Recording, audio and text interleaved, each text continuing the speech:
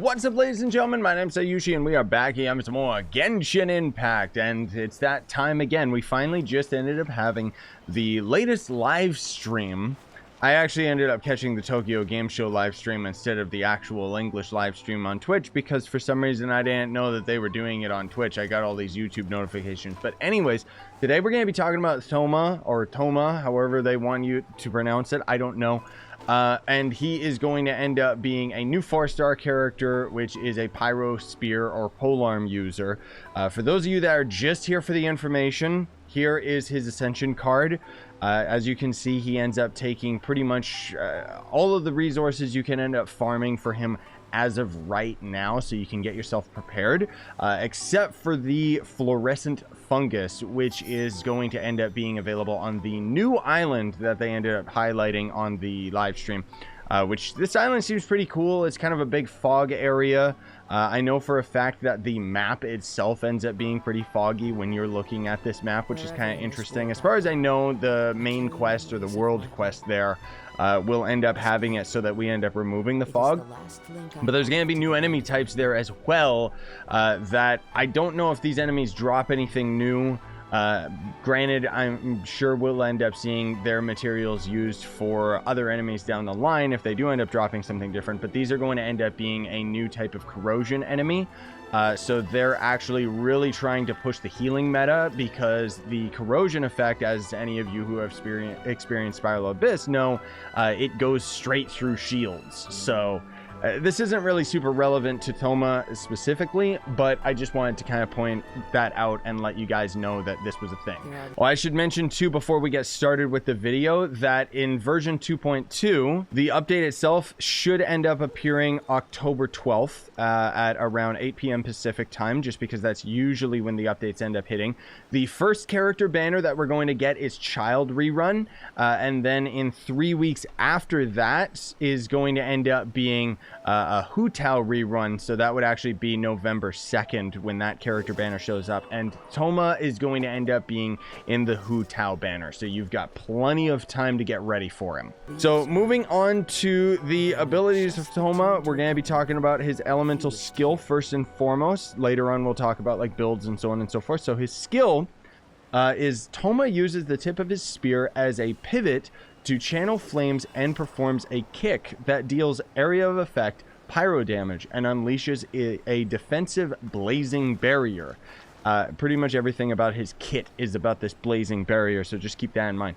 So at this moment, at the moment it is unleashed, the elemental burst will apply pyro to Thoma, which is kind of odd.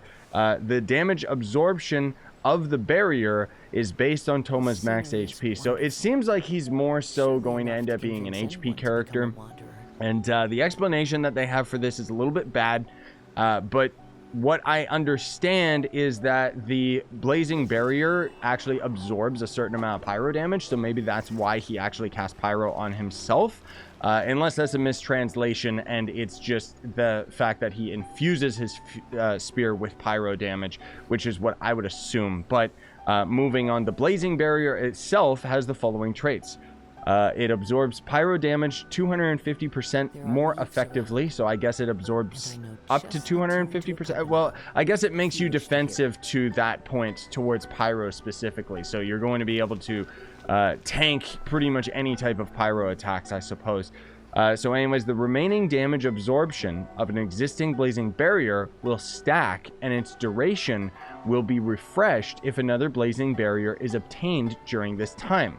The maximum damage absorption of the barrier will not exceed a certain percentage of Thoma's max HP. So once we actually know what the actual numbers are, which I'm sorry to say that we don't right now, or I don't, just because I haven't been able to track down the information. Pretty much the character was just officially revealed, and Genshin's been cracking down on leakers, which means that I don't really get to have super duper accurate information for you guys anymore. Honey Impact keeps going online and offline over and over again, so I mean, they don't want to take the risk of a lawsuit, but it seems like basically you're going to end up using his skill and his burst back and forth to end up stacking the barrier, which is kind of odd that it seems to just do pyro damage absorption. But I mean, the fact that it can stack is pretty nice, because I guess it just means you could just get a stronger and stronger barrier. But anyways, moving on to his burst. So Thoma spins his spear, slicing through his foes with roaring fires that deal area of effect pyro damage and weave themselves into scorching Oyoroi, which is his ultimate ability,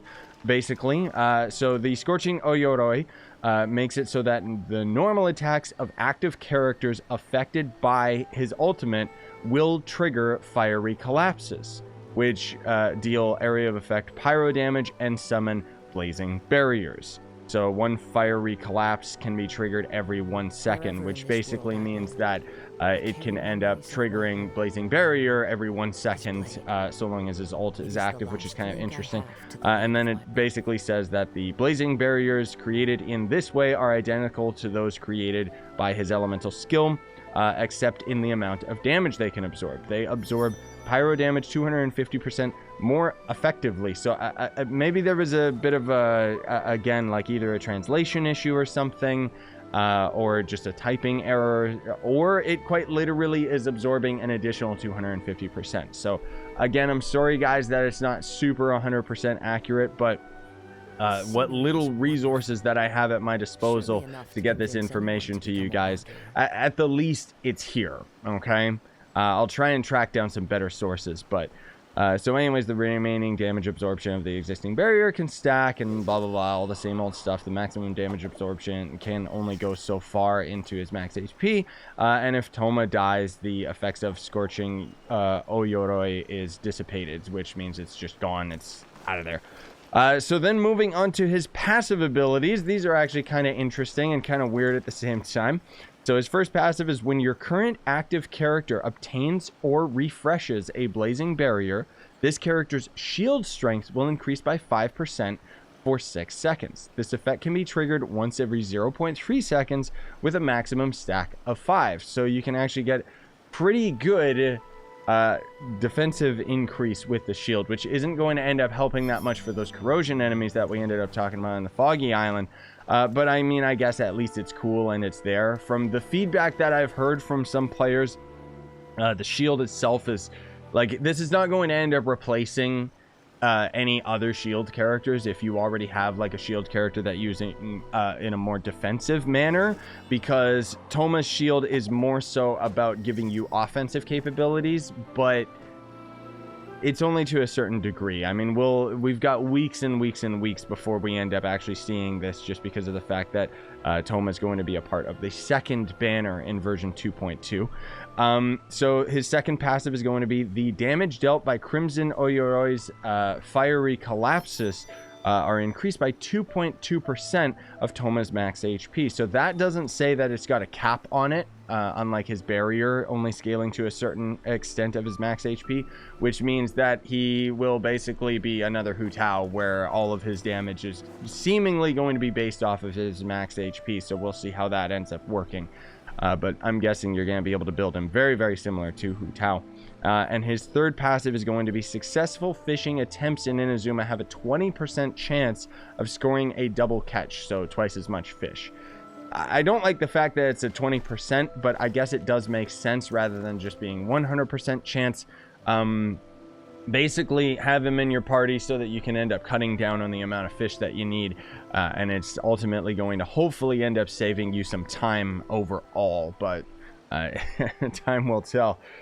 So moving on to his constellations. So his C1 is when a blazing barrier takes damage for any character other than Thoma, Thoma's own blazing blessing cooldown, his E ability, is decreased by 3 seconds, while his own Crimson Oyoroi's cooldown, his ultimate, is decreased by 3 seconds as well. So interesting. His C1 seems to be really nice, just because basically it means that you could end up spamming his abilities by just having his C1, and so long as you're taking damage and have his barrier up constantly.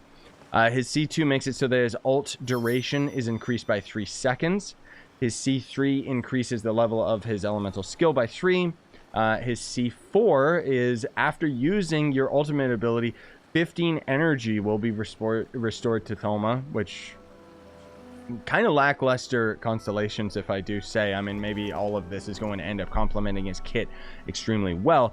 His C5, of course, increases his ultimate skill by 3 levels, and then his C6 makes it so that when a blazing barrier is obtained or stacked, the damage dealt by the normal, charged, and plunging attacks of all party members is increased by 15% for 6 seconds, which that's a pretty good C6. I mean, the fact that he's a 4-star character means that it's more obtainable, but I don't like that they're kind of pushing everything about this character towards a C6, because that would end up being very, very helpful, just because that's a free 15% damage buff. Obviously, there's other characters that give better buffs, so I don't really know where Thoma is going to end up fitting, unless they end up buffing him, but honestly, who knows what's going to happen with that. So let's move into the builds that you can end up doing with him. I'm honestly just going to be looking at my Hu Tao, because this is pretty much going to end up being what we'll end up using on Thoma. So the only difference would be that he does have a particular weapon, but alternative options to his specific weapon, which we'll get into in a moment, would be the Staff of Homa is going to end up being very good, and then otherwise it would be the crit damage spear, the pike, or the crit rate spear is probably what I would go for, unless you want to go for one that has energy recharge, in which case the catch could end up being pretty good for you. Otherwise, his spear is actually a 4-star spear that's going to be in the weapon banner, which is attack and attack percentage. So you can probably end up just using an attack percentage one on him safely. So the passive ability of it, or the refinement ability, is for every point of the entire party's combined maximum energy, the elemental burst damage of the character equipping this weapon is increased by 0.12%. A maximum of 40% increased elemental burst damage can be achieved in this way. So kind of weird, because basically it just means that you would end up not using your burst on anybody and then using Thomas first. So he would be the person that you would use to engage first and foremost, because the amount of energy that everybody has at the point of casting his burst is going to end up increasing the damage overall, which is a weird one.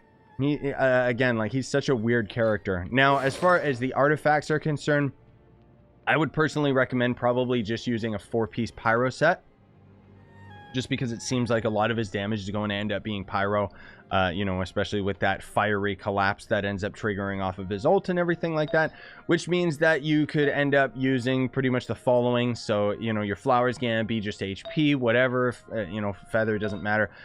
You could end up using HP on your sands. I would probably recommend that, because similar to Hu Tao, it seems like Thoma is going to end up scaling very well off of that.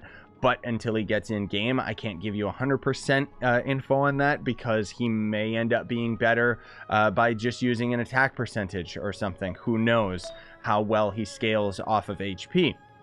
So, you know, then for the goblet, you're probably just going to be going for the pyro damage. And then for the hat, you're going for either crit rate or crit damage. Maybe, once again, you could end up just going for, like, attack percentage on the majority of his, you know, his artifacts. And it could end up benefiting him better overall. But generally speaking, I'm assuming that this is going to end up being the best build for him.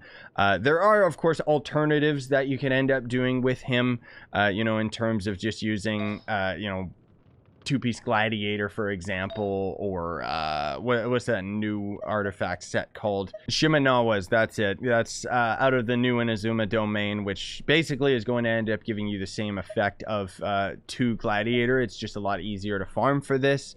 But generally speaking, you're going for the 4-piece set, just because it gives you the pyro boost, and then it increases reactions from overloaded and burning damage, and also increases vaporize and melt, and using elemental skill increases the 2-piece set bonus by 50% of its starting value for 10 seconds, which means that you basically get 15% more to your pyro damage, which again, it seems like Thoma is going to end up being focusing on all of that. So overall, I mean, I'm excited for the character, but I'm not like super crazy excited about his design. Frankly speaking, when I first saw Thoma's character design, I thought I thought it was just going to be a treasure hoarder.